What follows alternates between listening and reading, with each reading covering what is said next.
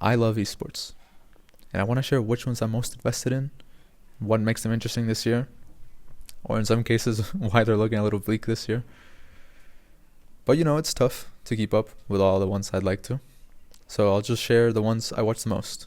I'll also give context to all of these. So if you're an avid watcher of any of these, please bear with me. Feeling the heat, it's been turned up. Wild now display. Jorgemont with the bucket in his hand. He's even dodged the flash. APM off the bloody charts from this guy. And now wants to pave the way.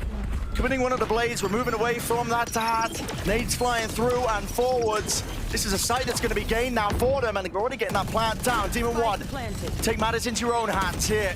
A chance to really wrangle back Fate and Control. Crashes with the firing line. Making sure that nobody can really take it. Adjustments. Round 3! Jorgemont! Goodness me, man! What is that? Valorant is a 5v5 tactical shooter that uses abilities that are unique to every character that's played. And it's the one I keep up the most with out of all the games I want to talk about today. I don't know what it is about the game. I just find it easier to keep up with than all the other ones. The Valorant competitive circuit is divided into 4 major regions, which is Americas, EMEA, Pacific, and China, all of which have different start dates for the kickoff to kick off the competitive year, which is Americas on the 15th of January, EMEA on the 20th, China 22nd, and Pacific the 22nd. All of the times vary. It depends on the time zone for each tournament. And in case you only want to watch big tournaments, every year there's 3 international tournaments where you can see the best of every region play against each other. The 3 this year are Masters Santiago from February 20th to March 15th, Masters London from June 6th to 21st, and Champions Shanghai from September 4th to October 18th. Between all of the big international tournaments, there will still be regional competition. I'll mostly be watching Americas and EMEA purely because it's just convenient because of time zones. Like, listen, I'm not gonna wake up at 2 a.m. just to watch DFM versus Zeta. I'm sorry, I just won't. But I'll still be following results on all regions because there are many reasons why I'm excited for Valorant this year. Especially the teams. The teams are looking really insane. It seems like a lot of the top teams have finally solidified what player picking strategies they like to use, and the bottom of the barrel teams finally got their act together. They actually look interesting. Sure, there are teams that are seen as the worst and seen as surefire last place, but those are still interesting. Those could still surprise to some extent. Before I talk about these teams, I do want to say that my excitement in watching these teams play in no way means that I support these teams. There are many teams whose players' actions outside the game have made me not want to support them. So me being excited about watching them play and how they do or how they fare against other teams in no way, shape, or form means I support them. First, we're going to start with Pacific. We got Paper Rex, the 2025 Masters Toronto champions, who just signed to Envy, who's an insane player who was always on a bad team. T1, which is kind of a Korean super team, but they have been called that for 2 years in a row. And last year they did win international, Masters Bangkok 2025. And they sounded good at GL and Munchkin. DRX was looking to keep their 3rd place champions team, but last minute one of their players retired, which means they had to bring in a new player, which I think it was reported to be Hermes. There was 2 new teams in Fulsons and Veryl, who looks like they'll be tough competition, especially Fulsons. I really like the Fulsons roster. And here I was going to mention multiple teams this team's changes look interesting, this team's changes look interesting, but I don't know about a lot of the players that got added to a bunch of teams. There is one team that looks interesting that I do want to see how they place, which is Global, which they had the ex-talent coach Frost, and they built kind of like a good, I don't know if to say budget team, but it seems like a nice team on paper. I'm not gonna say good, I'm gonna say nice. It's a nice team on paper, and I want to see how they do. EMEA is very interesting because I'm very interested to see how most teams play, because a lot of them are trying new stuff this year. I say most. I think the only one that I'm not particularly interested in is TL, because I just look at the team and go, okay, don't really care. I do really like Nets though, but the rest of the team I could not care for. Because there are too many teams I want to talk about, I'm going to highlight 2 of them. Not Fnatic. Fnatic is just good. They might win the whole thing. They're good. Not going to talk about them. I want to talk about Vitality and BBL. So Vitality is a super team. Again, they built a super team last year, and they built one this year. For the last 2 years, they've been going strong in the offseason. And the thing is, they've only kept 1 player between last year and this one, which is Durka. They've added Chronicle, Profek, Yampi, and Sayonara. But Sayonara is not old enough to compete yet. So I think for the first, until after the first international tournament, he won't be playing. But this is just a really good team. They have 2 players who are considered the EMEA GOATs. 2 players who were on a team that almost made internationals last year. And 1 very promising rookie. They're just a really good team. Like, I'm very excited to see him play. The other team I want to talk about is BBL. Because it's not really BBL. BBL took the entire players and coaching staff off of another team that they were partnered with. But the thing is, this team qualified for tier 1 of competition. So the organization qualified with these players, and then they all left. So then the organization was left to pick up the pieces. For the last 2 years, this team has been considered top 2, tier 2 team. So the fact that they finally made tier 1 and can play against the best is great, and I want to see how they do. Americas is the region I want to watch the most, and it's the one I'm most excited to see as well. I'm really excited to watch all the teams, so I'm only going to talk about a couple of them because we ain't got time. The first one is MIBR. MIBR is the super team. We got the GOAT, we got Zekken, we got Verno, we got Mazino, we got Tex. Those 5 together should be insane. This team with Vitality were built to win internationals, so anything short of that could be seen as disappointment. Energy are the current world champions, and they only changed 1 player from the roster. This was Sam, who retired. But the player they got to replace him was Kiko, and he's a top 3 European player. At least he was last year. He was absolutely insane, and could be seen as a side grade. So the team should still be really good. I know I said I wanted to talk only about 3 teams, but I do want to mention real quick G2 and Envy, tier 2 teams. They look good. Interesting what they're gonna do, especially Envy, because they were seen as like the tier 2 team last year. Excited to see what they do this year. The last team I want to talk about is Lev. Lev looks like it could do a lot of damage. Like, this is everyone's, I would say, hot take to win an international. Like, a team that doesn't look like that's gonna win but will win. I would say hot take, but it seems like a lot of people are looking at the value that this team has in rookies and veterans, which is only King. He's the only veteran. But Lev looks like a really interesting and fun team to watch. I'm really excited to watch them play. I would mention China, but I don't know anything about China. I don't follow the scene at all. I only see the teams at international events.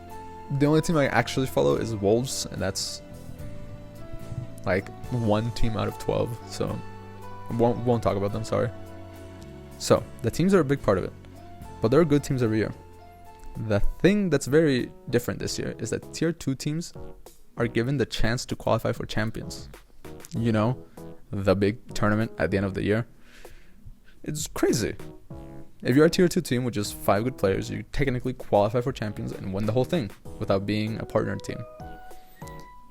The thing is, I don't think any tier 2 team is going to make it, especially because they're making the road like extra difficult for a tier 2 team. And also, this is not great for the tier 2 scene, especially because that means like the relevant tier 2 year is over in like July, which means there's like 5 months of nothing for tier 2 of players not getting paid, which is not great. While we're here, I'll show you a tier list of how good I think the teams are going to be. This is a overall tier list, like for the whole year. I know there's probably going to be a team that's in the lower tiers that's going to surprise and maybe even win an international, but you know, what do I know? Also, I'll do a little tier list of the teams I like the most, or I'll just show them on screen. One of the 2. Have fun. There's also a new gun in the game that Riot dropped like last week. Crazy. I don't think it was leaked, so it was crazy when they just dropped it out of nowhere. I'm excited to see what teams do with it. While we're here, I do want to recommend some YouTube channels and podcasts that make it easier to keep up with this because, hey, let's be fair. Not everyone is as unemployed as I am. There are content creators that react to the matches live and then upload a cut down version of these. And you know, they're funny. They show what happens in the matches pretty well. So I highly recommend them. There's a couple that I watch. First of all, there's FNS and Tarek. They are ex-pros. They're really funny. Highly recommend them for that. If you want something more analytical, I recommend Sliggy and Thinking Man's Valorant. Thinking Man's Valorant more on the video side, not on the reaction side, because I don't think he uploads his reactions. But both of them are really good if you want to watch along with them. And for the podcast, there's only one, and it's a Plat Chat Valorant podcast. It's really good. It gives you good analysis of all the teams. It recaps every week really well. It has a rotating cast of analysts and commentators who are really entertaining to watch, talk with each other. They're really funny. I highly recommend that podcast. He didn't attack it again. Level 3. I was going to say, these jump backs, they can get sniped by that CA. You got to be a little bit careful. Nice. Standing heavy kick right there. Stamp Pierce. Tries. My. Oh, no flinch on there. He's like, I can take some throws, bro. I ain't reaching. Throw. Jump back. DP. Oh my god, that's plus. Ooh. Oh, that's gonna combo. He's gonna get a follow-up afterwards. Yeah, he can go to level 1. Is that enough? No, it's not. But we're gonna. It's burnout. Oh my god, he put him on a pixel. He won't come through. Are you serious? No way he won't come through. That's crazy. Fighting games differ from every other game I'm going to talk about, and that's because the foundation of the esports scene rests on community tournament organizers. 90% of the big tournaments for any given game are community ran. Yes, there are tournaments. The remaining 10% is tournaments that are run by the publisher of these games. There are usually tournaments to end the competitive year. Tekken has the Tekken World Tour. Mortal Kombat has the Mortal Kombat Pro Competition. Guilty Gear Strive, Grand Blue, and Uni 2. Probably Marvel Tokon when it comes out. Have the Arc World Tour. But the one I want to be talking about today is Street Fighter. Out of these fighting games, the one I watch the most by far is Street Fighter 6. But sadly, I think the watching part is going to go down a little bit this year. This is because of circumstances that have come up that make me not want to watch the biggest tournaments of the year. These are Capcom Cup and EVO. Okay, I'm going to start with EVO. EVO has been the biggest tournament series of the year for decades. It was every player's dream to win EVO. If you won EVO, you were basically in contention for best player of that year. But recently, EVO's co-owner, RTS, got bought out by Qiddiya, which is a mega city project owned by the government of Saudi Arabia. Which means I no longer feel comfortable watching and supporting a tournament because of Saudi's multiple human rights violations. And you know, it's sad because I always looked forward to EVO every year. But I know I'll feel worse watching it than if I don't. So the only option for me would be to watch the other big tournament of the year, which is Capcom Cup. And Capcom Cup is the culmination of the entire season of Street Fighter, where players from every corner of the world come together and fight for 6 days to see who's the best, who will win the $1 million grand prize. I'll only be able to see that live this year if I pay $40. I don't have $40 to give to Capcom. I already gave you 60 for the game. And I know that's a real thing in real sports, but it's not a thing in esports. I do think it's going to be a thing one day. It wouldn't surprise me. But currently, I can just hop on Twitch or YouTube and watch the game I want to watch for free. And also, I don't think Street Fighter is the game to test this on. Street Fighter is huge in Japan, but nowhere else in the world. Nowhere. It's got a scene in other places, but it's nowhere as big as in Japan. So I think it would be better to test it on another esport, maybe like League, or CS2, or Dota 2, or Valorant. I still don't think it's gonna work, but it would make more sense than Street Fighter. Look, I'm going to give an example as to why pay-per-view is detrimental to the scene, not only to the tournament itself, and not only because I lose $40. Last year's Capcom Cup was special. It was the breakout tournament of Blas, who was a 15-year-old at the time Chilean player. He got second at the tournament, only losing to Kakeru, the eventual winner. Before that, he had only ever been to one Premier tournament before, in which he got top 8. But after that, he has placed insanely well at every tournament he goes. He still hasn't won yet, but his time is due. Not everyone has $40 to give out. I know I don't. So imagine this was in place last year. Probably some Chileans would not have watched Blas's run live.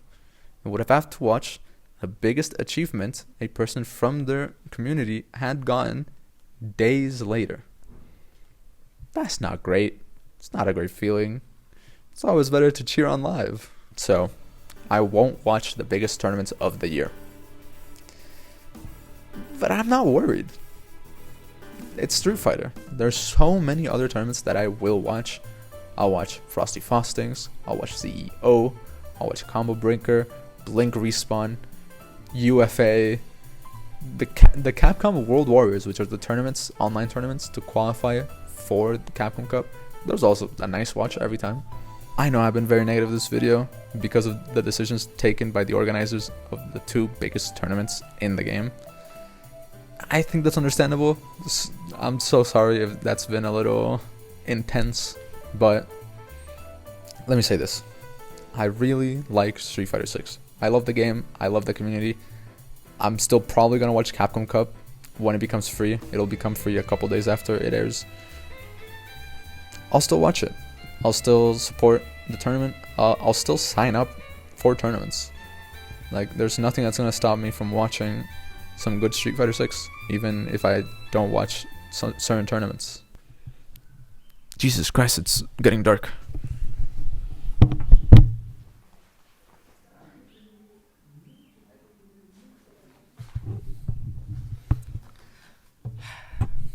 That's better. Where was I? Oh yeah, there's still some things I look forward to in Street Fighter this year. The competitive season ends in March after Capcom Cup, so that means a new one will start in around July, August, there will be new Premier tournaments. There's going to be new online tournaments.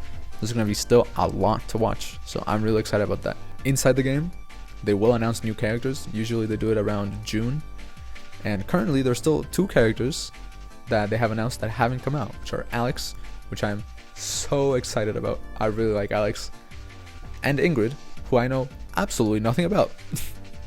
So we'll see how that goes. Oh, I forgot, and I can't really insert it back because of the lighting change. But real quick, here's how I think every player that's qualified for Capcom Cup so far will place. I know, a little basic, but hey, you can't go wrong with Mena. And of course, if you can't follow all of these, Brian F is someone I cannot recommend enough. He does great match breakdowns. He tells good stories of players' journeys throughout these tournaments, and overall good tournament recaps. He also has a podcast, which is Trash Talk, and also like a secondary one called Extra Trashy, both of which are really good to understand the landscape of the competitive scene and overall like opinions on things going on. He's really good. Cannot recommend him enough. I really wish I could recommend someone like Brian F, but no one is really doing it like him. So I want to recommend 2 other Street Fighter 6 content creators, which are Sajam and Roski. Sajam not only does Street Fighter 6 content, but he also does Tekken, Guilty Gear, 2XKO, really any fighting game he wants to make content about. And he has really good insight and does good content around these games, not only the game itself, but also the esports scene. I really recommend them. And the other one is Broski, who does content more about the game itself, but he's just really entertaining. And apart from that, he is a pro player. He has qualified to Capcom Cup, and I just realized that I sound a little insane. If you watch either of these games, like Valorant, Street Fighter, like, these recommendations might sound a little insane. You might be like, those are the basic recommendations. Like, that's what I'm here to do, you know? Like, if you watch Valorant, you know who FNS is. You watch Street Fighter, you know who Sejam is. You know who Broski is. Broski qualified for Capcom Cup last year. Like he made playoffs. Like he placed well at the tournament. And I might sound a little insane, but you know, I'm fine with that. That was such a crazy set. Just what's going through your mind right now? International champion. Honestly, I'm just thinking about the scope. There were 1,400 players who signed up for this tournament, who entered this tournament, the biggest official Pokemon tournament of all time. 1,400 players trained their Pokemon, traveled to London, practiced with a friend, worked on their team. 1,400 people showed up to this tournament hoping and dreaming to win the entire thing. But it wasn't enough!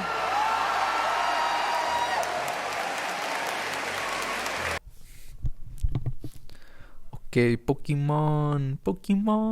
I love Pokemon.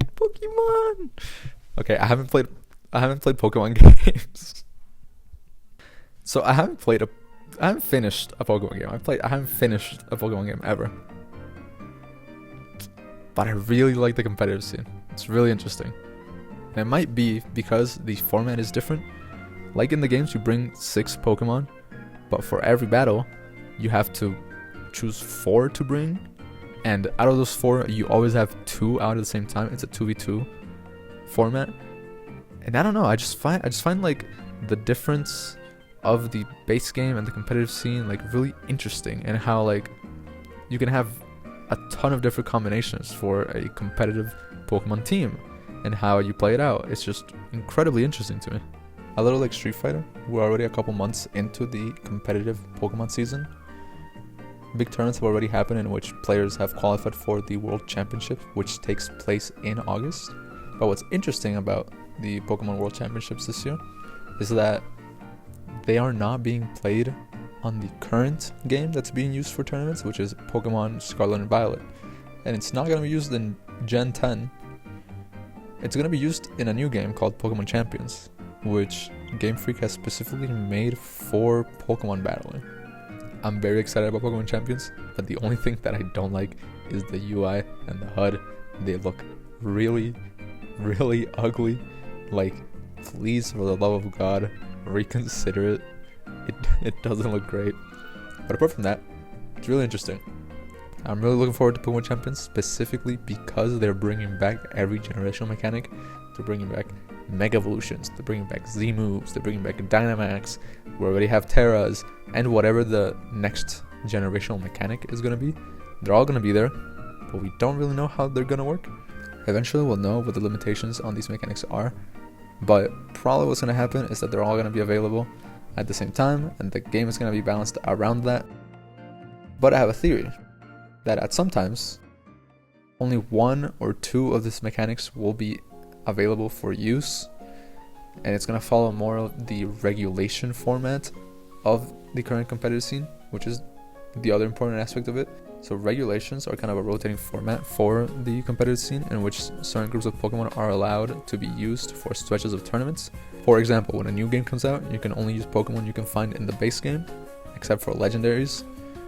And then you can use Pokemon that are outside the game. And then you can use Paradox Pokemon. And then you can use legendaries. And then you can use Restricted, which are usually Pokemon you could find in the box of the game and in DLCs. But usually you can only use 1 of them on your team. And then there are other regulations where you can use 2 of them on your team. And it's just a way to shake up what you see in tournaments. So I think maybe that's how the mechanics might be used. Maybe for a stretch of tournaments, you can only use Mega Evolutions, and then for this other stretch of tournaments, you can only use Terra. But who knows? Maybe they'll all be available at the same time. That's the more interesting answer. But I don't know if the Pokemon Company or Game Freak want to go through the trouble of balancing all of these, like live balancing. But I don't know. Maybe they'll give it a shot. Also, quick thing. Maybe we'll get the next mainline Pokemon game this year, Gen 10. I know the names have already been leaked. I'm not gonna say it just in case you don't want to know them. But hey, new game means new Pokemon, and that's always really interesting and really exciting. I say maybe, and I leave it as like a little thing here because it's like maybe it happens this year, Probably it doesn't, but if it does, let's fucking go. Content creators.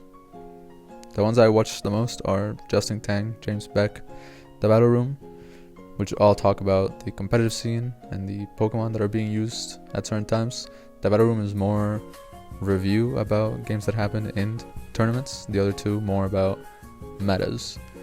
And I am very new to Pokemon still, so I use those to learn. And the other one would be the Oko podcast. I haven't listened to it much, but from what I have listened to, I like. Hello from the editing room. There are 2 more YouTubers I would like to add to this list, which are Cybertron VGC, and he's good for the same reasons as Justin Tang and James Beck. And the other one is Wolfie. I originally left Wolf out of the list because his content centers more around the competitive format itself and his own runs in tournaments. But while editing, I did realize that if you don't know much about Pokemon VGC, his is probably the first YouTube channel I should recommend. It is incredibly entertaining and incredibly educational. He's just a really good Pokemon YouTuber. And also, I remembered that he does have videos that cover the competitive scene in general, especially about things that have happened in the history of the scene and innovations that happen around certain Pokemon. And also, Wolf is the reason why I got into competitive Pokemon, so I think it would be a huge disservice to not recommend him. That's fucking game radar, no? No. Oh? No, King, don't die! He cannot die! Holy We got Faker! f***, he got Faker. Oh, Oh, shit, it goes to it's- King. Nash, They can Nash, Nash. Please, DRX, please win. No, okay, Zeus has TP on, Nash is T1 by default, I think. Come on, Mowgli. Varus has TP, I didn't see this Oh, the whole game. Varus Q. Oh my... Oh my god.